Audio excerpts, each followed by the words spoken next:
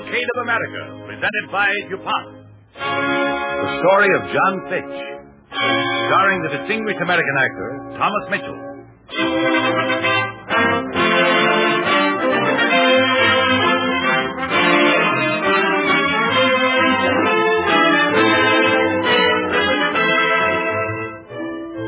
The DuPont Company, makers of better things for better living through chemistry, presents the Cavalcade of America, dedicated to those men and women in every walk of life who have shaped the destiny of America in the past, and to the youth of today who will shape the destiny of America in the future. Tonight we salute an American whose name is John Feich, and whose role in tonight's cavalcade will be played by Thomas Mitchell. Thomas Mitchell has achieved great distinction as one of the outstanding actors of the theater, and for his work in such films as Mr. Smith Goes to Washington, Gone with the Wind. Tonight, in his first radio appearance since winning an award from the Motion Picture Academy of Arts and Sciences for his performance in Stagecoach, he comes to the Cavalcade of America in the title role of an original radio drama, The Story of John Feich.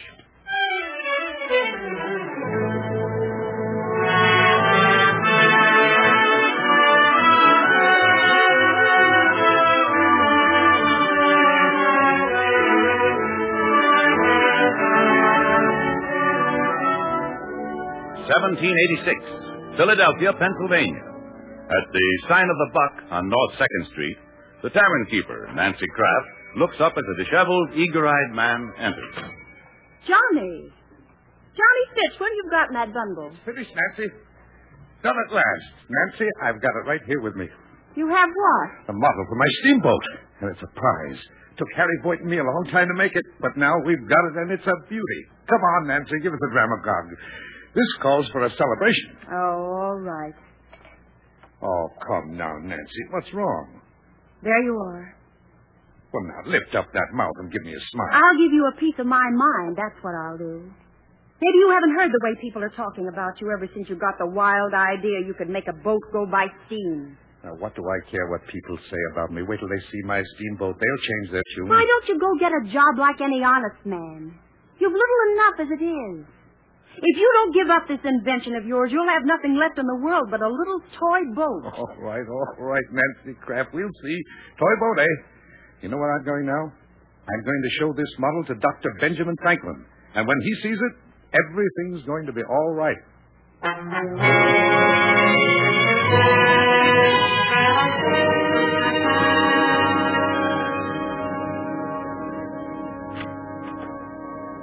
Well, what is it? May I come in, Dr. Franklin? I'm exceedingly busy. It's been a long day, and I'm a little tired. I can't seem to do the work I used to. Well, I won't take up much of your time, sir, but this is very important. Well, all right. Come in, sit down. Thank you, sir. Now, to begin with, what's your name? Feich. John Feich. Well, Mr. Feich, what is it you want to see me about? Dr. Franklin, I have here a model for a steamboat. A boat propelled by steam. Yes. In fact, I've thought of a similar idea many times. Very interesting. Here you are, sir. There's a model for the first steamboat in America. Well, I must admit that I've never seen anything like it before. Let me explain it to you, sir. The steam from this engine generates the power. That, in turn, pulls these chains. They're attached to two sets of paddles, and as the chains move, the paddles dip into the water, like Indians in a canoe. The paddles alternate. First one set, then the other. Yes, I see. Well, that's quite a process. But remember this, my friend. It's been wisely and justly said that nothing can be invented and perfected at the same time. Dr. Franklin, of all the things in my life, even above life itself, I believe in the success of this steamboat. My partner and I... Oh, so you have a partner, Mr. Feich? Yes. Harry Boyd, the clockmaker. He has a shop here in Philadelphia. Yes, to be sure, yes. I know it well. Well, pray, go on, Mr. Feich. Well, sir, I see the steamboat as a means of increasing the commerce on all the rivers of our country, developing all that great territory out west. Well, you know, don't you, that today men of influence and wealth are opposed to the development of the West. You need their support. You know that, of course. Well, I came here, sir, for yours. Mr. Feich, I'm an old man. And I'm tired. I have more to do now than I can take care of. You know that when I returned from Europe, I'd hoped to retire, but the people of Pennsylvania called me once again to their service. Then you won't give me your assistance? I'm sorry, Mr. Feich. I'd hoped for your support, Dr. Franklin. Well, I'm sorry. Mr. Feich, when you're my age, you find you can't do too many things at once. I've seen many changes in my time, and I've had my share in making some of them. But you young men can't expect us to go on forever. That's probably the greatest tragedy of old age. There are things to do, and you can't do them. No, Mr. Feich, I can't help it. I've worked hard, sir, and I needed your support. But, Dr. Franklin, there's only one thing I know. I've got something. I'll make people realize that. I'll build that steamboat by borrowing money from my friends, penny by penny, pound by pound. And someday, sir, you'll see I'm right. I hope so, Mr. Feich. I hope so. Goodbye, my friend, and good luck.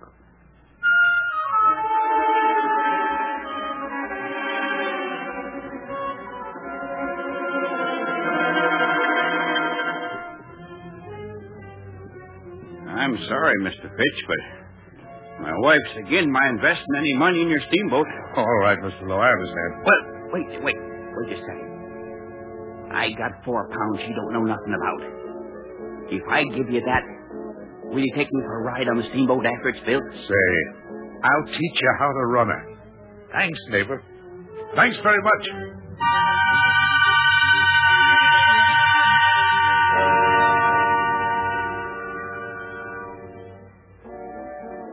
Look, John, my whole tavern business depends on the trade I get from the boatmen. And if your steamboat is a success, there won't be no more sailing. Where'll that leave me? But, Mr. Israel, don't you realize that the steamboat will increase river traffic? You'll get more business than you can take care of. Believe me, you will. Well, all right, I'll give you £3. And do me a favor. Go across the street to Joe Budd, the hatter. But don't tell him I sent you. Don't worry, I won't. Thanks. Thanks very much.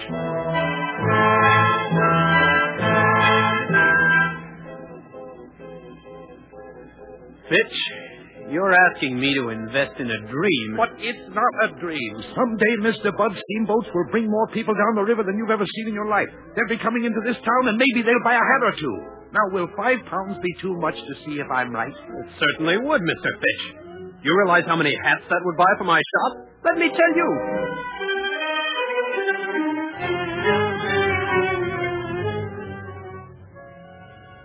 A steamboat. Mr. Feich, you're out of your mind. I don't see why you have to have steam blowing against the sails when there's plenty of good free wind that don't cost nobody nothing. Madam, you don't understand. There are no sails on a steamboat. Well, how's it ever going to get any place then? You're crazy, Mr. Feich. Good day.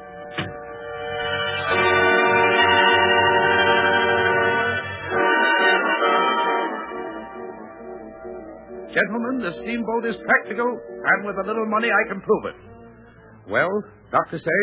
I think you've got a good idea. Put me down for £14. That's all I can spare. And you, Mr. Wells? Yes, I'd like to see it work out. Here's £20, Mr. Feich. Thank you, gentlemen. You won't be disappointed. Good day.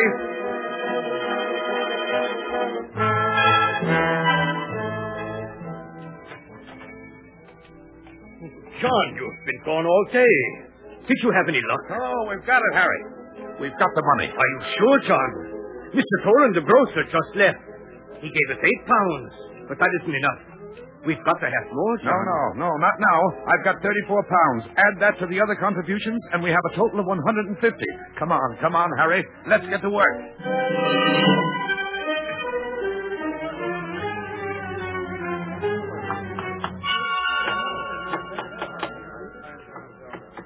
What's that sign you're posting up on the shed? I don't know. I can't read. Can anybody read this here lettering? Maybe I can make it out for you, mister. Yeah, well, go on, lady. It might be something important. It says, the steamboat. Oh, that's the thing John Feich and Harry Void have been building. Listen, everybody. They're going to set out at 10 o'clock for Bristol, Burlington, Bordentown and Trenton this morning and return tomorrow. Well, let's go down and have a look. Sure. I'd like to see that, but tell me, can any one of you tell me how you can come back from a place you'll never get to?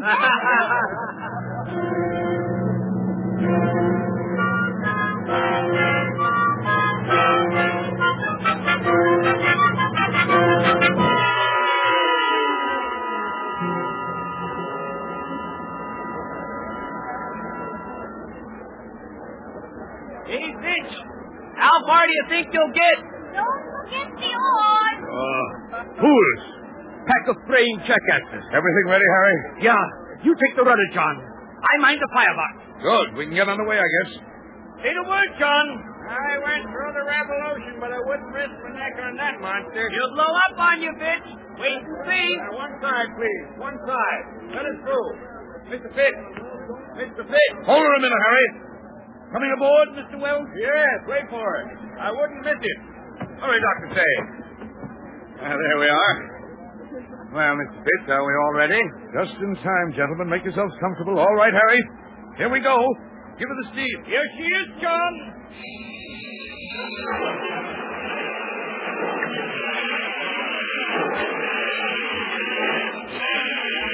Well, Mr. Fitz, now we shall see. Aye, sir, you will laugh. We're standing still. What's the matter? All steam, Harry. Give her more pressure. She can't take any more. She's got to. We're backing up with the current. Hurry. All right.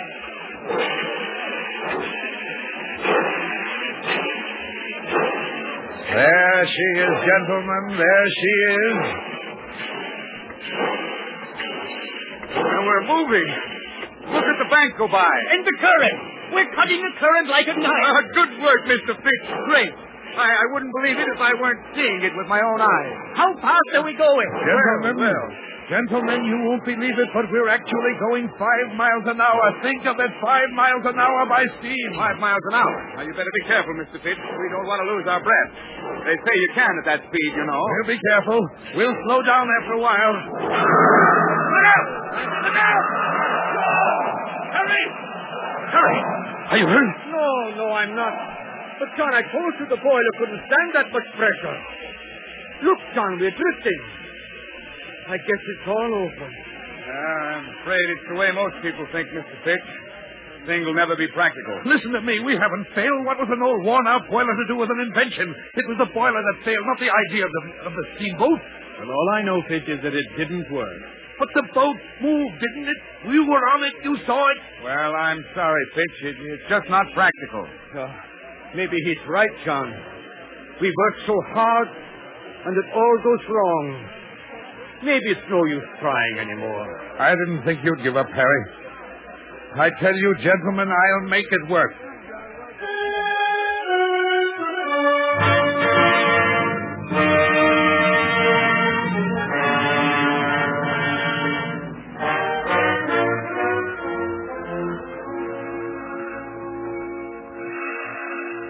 Johnny.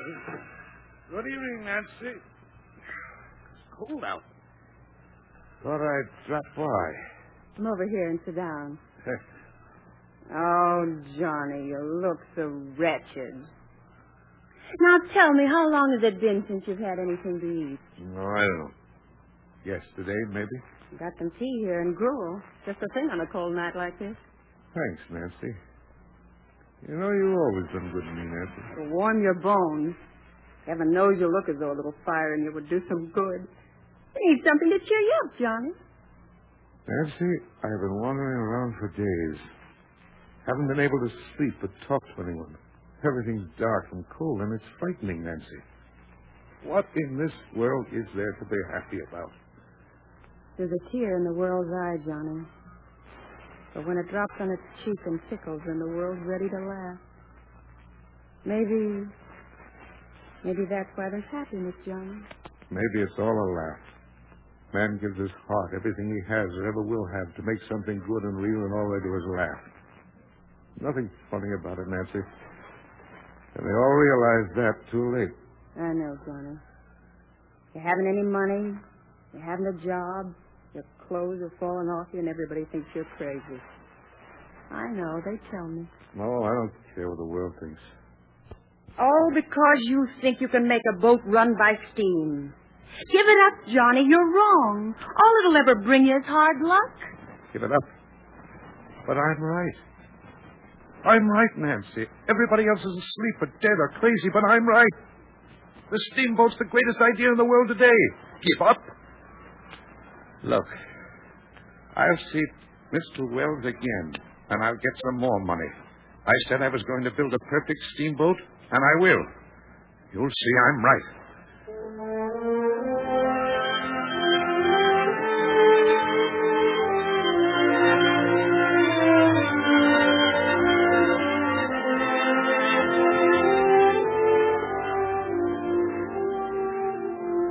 Mr. Wells, I need more money to finish building the Perseverance.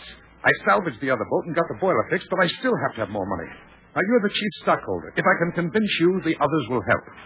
Oh, I'm sorry, Mr. Feich, but none of us are in a position to risk any more money. You can waste your time, but we can't waste our money. But I wouldn't come to you at all. Only I've raised all I can myself.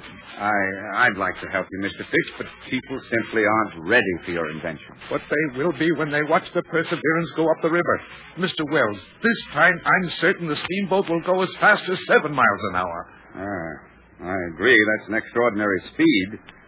But you're not considering the cost, Mr. Feich. I only see that my steamboat will increase our commerce all over the world. I'm a businessman, Mr. Feich.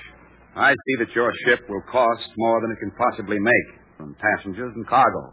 Well, then, won't you at least come down to the waterfront and have a look at my steamboat, Mr. Wells? Well, there can surely be no harm in that. All right. Come on.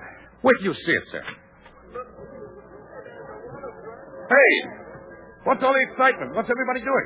Fire down the waterfront. Boat's burning. You don't want to miss it? A boat? It's the Perseverance.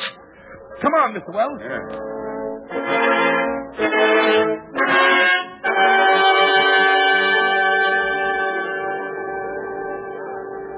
We must do something.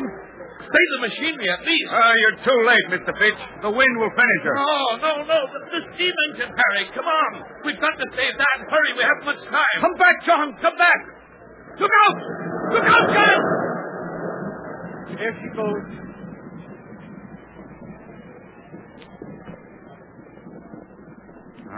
Now, Mr. Feich, all your work has been for nothing. What will we do now, John? I don't know, Harry.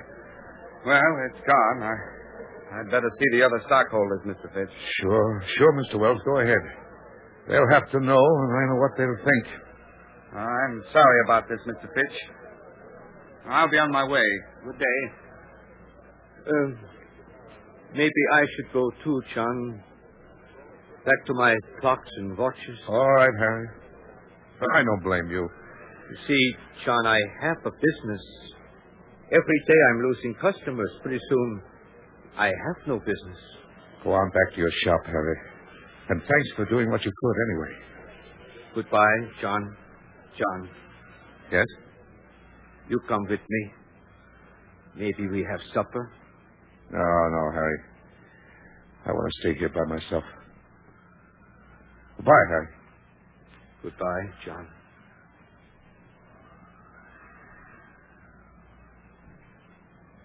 John. Hmm? Oh, Nancy. Johnny, I'm sorry. What I said about the steamboat. That's all right, Nancy. No steamboat anymore. I know. Everybody's heard about the fire. What are you going to do now, Johnny? Build another steamboat. That'll take money. I know. Where'll you get it? Not here. Nobody will give you any money here. Maybe I can't get it here, but maybe I can in Europe. I'll go to France, Nancy. I can work my way over as a seaman. And then I'll come back and build my steamboat. And this time I'll succeed. The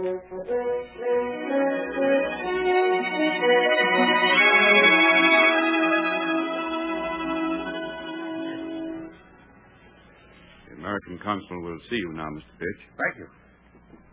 Come in, John. Come in. Morning, Mr. Vale. Any news for me today? I'm glad to see you, John. How are you? Oh, very impatient, sir. Not with you, of course, but with the French. Will you sit down? I'd rather stand, thank you. As you wish. Mr. Vale, what's going to be done? Pretty soon winter will set in and it'll be too late. I'm afraid it's already too late, John. But aren't we going to be able to go ahead and build the steamboat? Now? With the revolution going on? The terror in Paris? Revolutions. The steamboat will outlast any revolution. Mr. Vale, isn't there anything we can do? John, I believe in your steamboat. But there's nothing you can do in a country that's fighting against itself. Why don't you return to America? You know, it's funny. It took a revolution to stop me this time. Well, maybe when men are thinking about liberty, they can't think about anything else. John, if you need any money... No, thank you, sir. I don't need any money for myself. No. I work my way over, and I can work my way back. Thanks for what you're trying to do for me. Bye, Mr. Vale.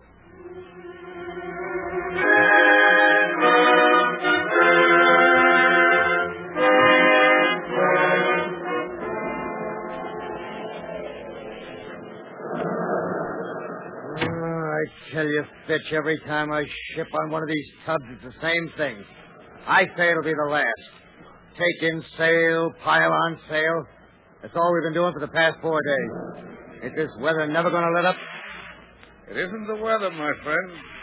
Well, whatever it is, I don't like it. Look at my hands. Leaping frozen canvas has shredded them almost to the bone.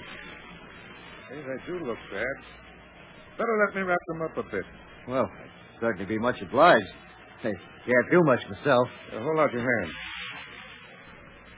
You know, I know about a fellow in the United States who made a boat that didn't need sails. Didn't need sails? Yep. That fellow had a great idea. It was a boat that ran by steam. Trouble was, he couldn't get enough people to believe in it. He was convinced that the steamboat would replace sailing vessels. Yes, sir. It was a great idea. You mean to tell me he thought a boat run only by steam could cross the ocean in weather like this? He did. Then I say he was crazy. Probably also said something about crossing the ocean without using the water. A steamboat. Yeah, he was what you might call strange. Most everybody he talked to thought he was crazy.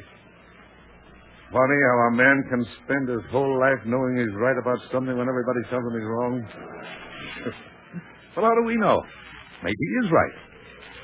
And someday, when steamboats are moving across all the great rivers and the seas, then maybe people will admit that he was right. Maybe they'll understand, finally, what he was trying to do.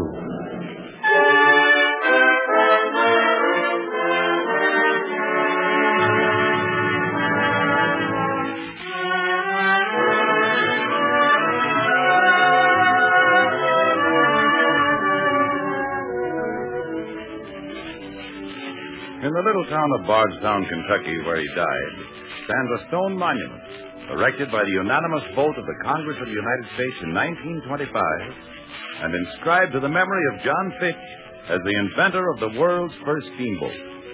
And tonight, John Feich, the American pioneer of moving a boat by steam, takes an honored place in the Cavalcade of America.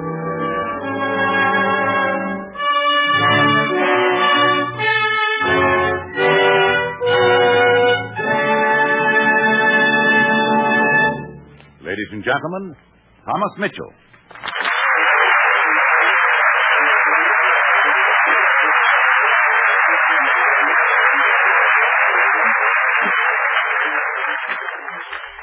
Thank you. I'd like to express my thanks for the opportunity of playing the part of John Feich on the Cavalcade of America. He had courage, that John Feich, and the conviction that his idea was right. I think that's the typical characteristic that belongs to Americans. And that's, as I gathered, what this Cavalcade of America is all about. And really, I'm very happy to be on it. Thank you, Thomas Mitchell. We're proud to have you as our guest tonight. And now, before we hear from Dr. Monahan about next week's program, we have a story from the wonder world of chemistry. a story about color. Sometime or other you've probably used the expression, as white as snow. Well, you may be surprised to hear that snow isn't white at all. It's just a trick of Mother Nature. Snow crystals have no color, but they reflect most of the light that strikes them, and the reflection makes the snow look white. At any rate, people who like white houses continue to want their houses to look as white as snow. Chemical research has made their wish come true through the use of a new kind of pigment for white paint, titanium oxide. It's a peculiar fact that this pigment, which is a brilliant white, is made from a raw material that is an almost black sand. For the past 10 years, DuPont chemists have done a lot of research for the purpose of improving house paints.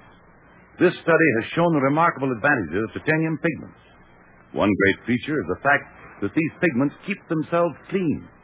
Or you might say they wash their own faces. These new paints continually accumulate a fine chalky powder on their surface. This is washed away by rain and wind, carrying with it the dust and dirt which are always collecting from the air. Everyone knows how quickly a house painted with ordinary paint gets streaked with sooty dirt and soon loses its bright, fresh color.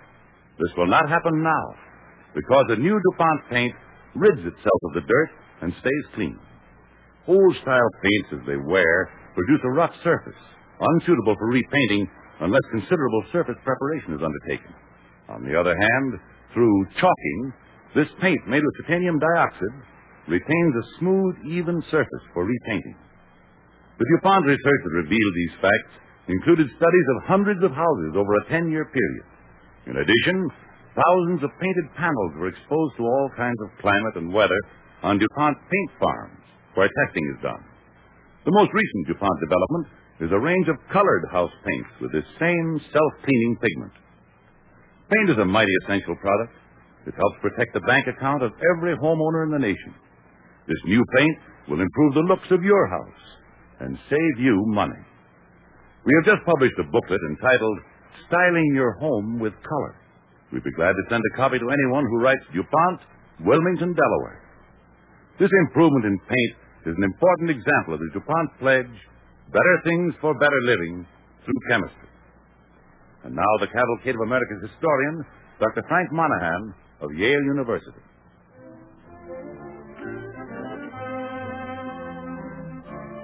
Like John Feich, the subject of next week's Cavalcade of America was also a man of vision.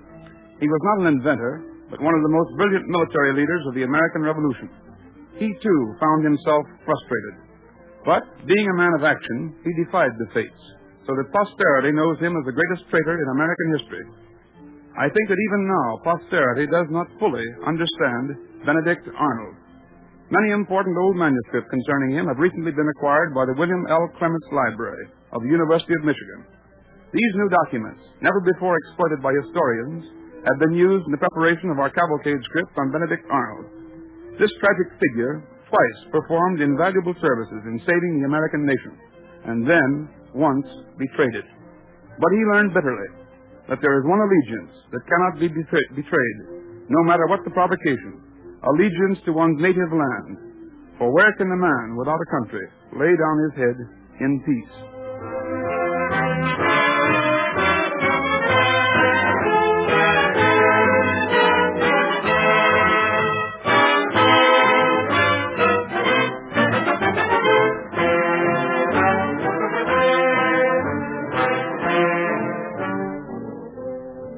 Next week, when the Cavalcade of America brings you the story of Benedict Arnold, in the title role, we will present the distinguished star of stage, screen, and radio, Claude Rains. You will remember Claude Rains for his performances in the stage play, They Shall Not Die, and in the motion pictures Four Daughters, Mr. Smith Goes to Washington, and Juarez. The original music and the orchestra on the Cavalcade of America are under the direction of Don Voorhees. This is Basil Ruysdael saying good night and best wishes from DuPont.